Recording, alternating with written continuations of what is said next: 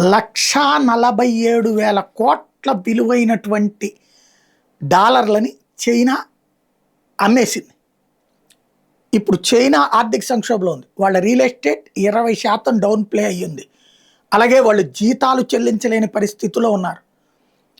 అలాగే బ్యాంకులలో ప్రజలు దాచుకున్న సొమ్ముల మీద సీలింగ్ పెట్టి తీసుకోనియకుండా చేస్తున్నారు, వాడేశారు. కాబట్టి ఇలాంటి పరిస్థితులలో విదేశాలలో ఉన్నటువంటి తమ డబ్బులు ఏవైతే డాలర్ బాండ్ల రూపంలో ఉన్నాయో వాటిని ఎన్కాష్ చేసుకుని చైనీస్ రూపాయల్లోకి మార్చుకుని చైనా ఆర్థిక వ్యవస్థని సరిచేసుకునే ప్రయత్నం ఉంది జిన్పింగ్ ప్రభుత్వము.